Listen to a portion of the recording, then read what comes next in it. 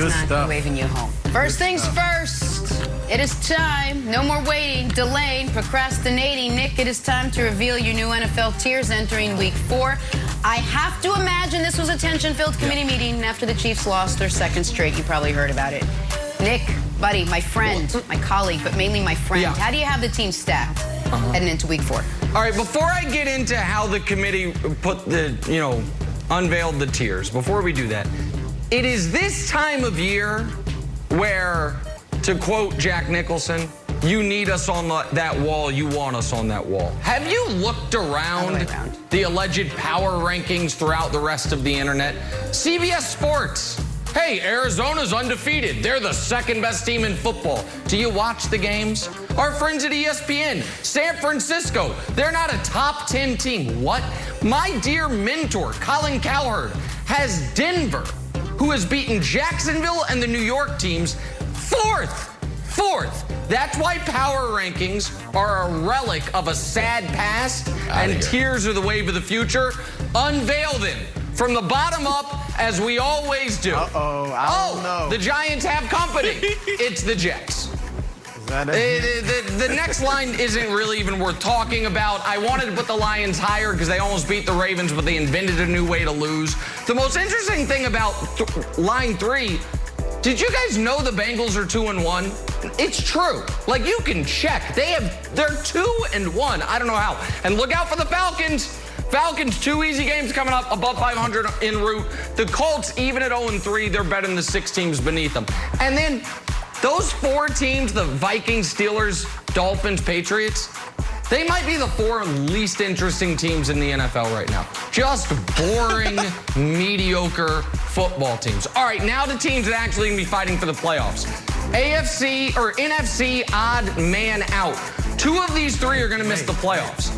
Panthers defense has obviously been outstanding, and their schedule is soft until the final month. But that final month is brutal, so they need to get a cushion. Seattle has blown back-to-back 10-point leads. New Orleans, I really trust the defense, but Jameis has thrown for 387 yards on the season.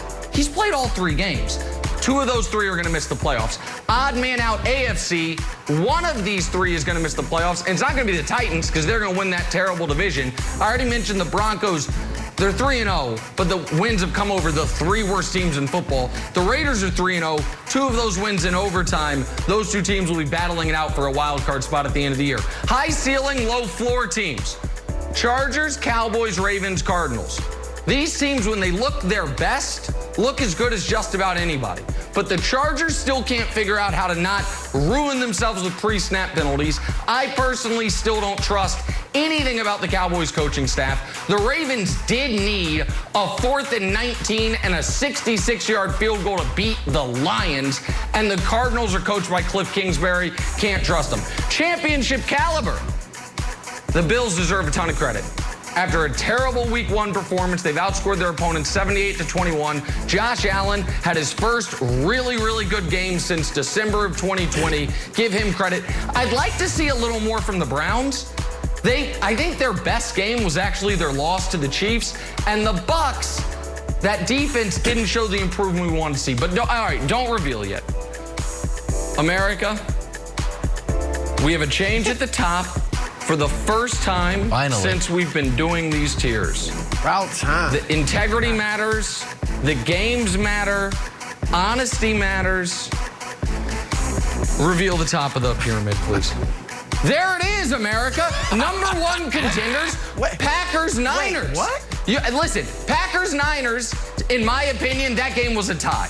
That game, I'm not going to give Green Bay a ton of credit. I'm not going to ding San Francisco too much. That game, you cannot walk away from that game thinking either team's clearly better. And then, co-favorites, Chiefs and Rams. Why are they co-favorites? Well, I know what you're thinking. Nick, literally every reputable sports book in America has the Chiefs as the favorites by themselves. I'm aware of that.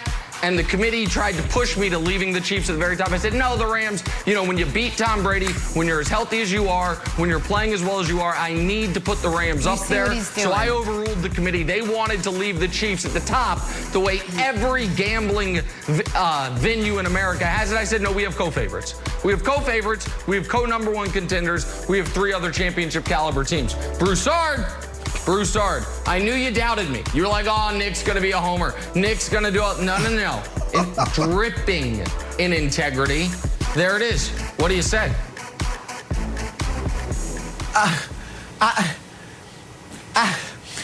I wanted to make a joke about the 2 New York teams being at the bottom, but this is no time for humor. I mean, Nick Wright, I'm at a loss. This proves that you will spare no expense. You will leave no stone unturned.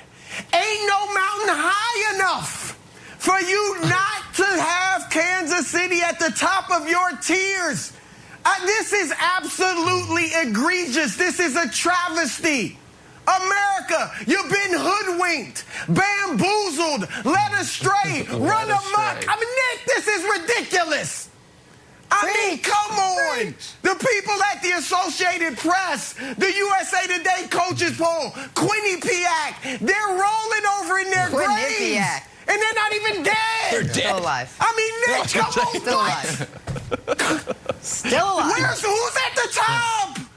Who is at the top? The 2 best teams in Rams football? are clearly. Seems reasonable. The Rams clearly deserve to be the #1 team in your tiers. They are. Their defense is light years ahead of the Chiefs. Co-favorites. No, #1. Period, by themselves. Their offenses is playing as well as the Chiefs. And they've got more than 1 win. What? Yeah, it's not a standings. It's not a standings. I don't know what to. I mean, okay, and I'm not even going to get to the continued disrespect for the Buccaneers. I mean, San Francisco, a weak victory over Philadelphia, who's hapless, you know, and then they lost last week. And then Green Bay get trounced by one of your odd men out in New Orleans, and you got Tampa Bay below them.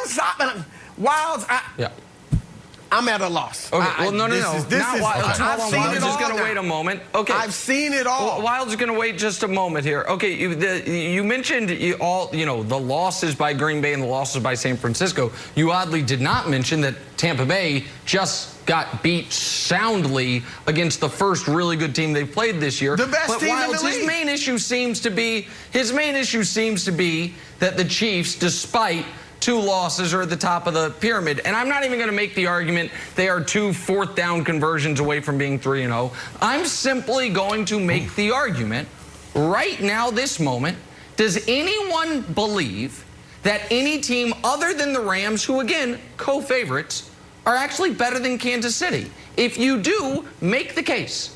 Make the case, Wilds. I'd like to hear it. I hear a lot of exasperation that I'm not ordering them in order of record. Yeah, okay. All right, so those teams are better than the Chiefs. Okay, go ahead, Wilds. Okay, so here's my thing. Broussard has been on the show. I've known Broussard for maybe 10 years now. Broussard has always dressed excellently. But if in 2 days, in the last 2 weeks, he came dressed as like Wizard of Oz characters, like one day he was dressed as the Tin Man, one day dressed as the Scarecrow, and someone asked me, hey, is Broussard a great dresser? You know what I would say? Yes, he is. He just had 2 really weird times. So Broussard, that's why I agree with Nick. The Chiefs deserve their spot at the top of the tiers. They do. There was just 2 strange games, and I actually think those losses were good for the Chiefs. Patrick Mahomes was playing overconfident. You had people in the media talking about undefeated seasons. Reckless. So I believe that Patrick Mahomes will not be throwing those interceptions. Clyde Edwards-Helaire had a nice little bounce-back game. He needs to hold on to the ball, and I like the way the Chiefs rallied around him when he scored. Like, buddy, it was not your fault. So I think they get rid of the turnovers. Patrick Mahomes turns into the Patrick Mahomes we know and love, and the Chiefs belong at the top. I would almost go to put them all the way up at the top, but I know the committee disagrees. So Broussard, I'm with Nick. This is the true rankings, my friend. This is shocking. This is absolutely shocking. I mean, look, I picked the Chiefs to win the Super Bowl. I'm with Nick on that. Yeah. But right now, this day, what is it, September 29th, whatever it is, they are not the best team, and they're not the second best team in football. They got to go out there and prove it. What did the great Bill Parcells say? You are what your record says you are. All right, I'm not working with hypotheticals. I'm not working with theories. I'm not looking at last year or the last 2 or 3 years. I'm looking at right now, this moment, and the Chiefs do not deserve to be at the top of anybody's tiers. Well, I'm sorry, luckily Nick, for you, know Broussard, this. listen, luckily for you, delivered to your doorstep every morning is the print version of the Sporting News. You can open to page 6, and you will have the NFL standings. You are looking for a standings. 3-0. I guess Denver's amazing. You and Colin Cowherd, 2 peas in a pod. Denver 3-0 must be great. No. Let's actually dive in a little further. Let's get down in the muck and look at it. Oh, Nick, how could you have the Chiefs ahead of the Packers? The Packers are 2-1. Well, here's why. Is there any scenario you can imagine where the Chiefs look the way the Packers did against the Saints? Any scenario where that happens? It's not just that the Chiefs have played the toughest schedule in the NFL up to this point. It's that both of their losses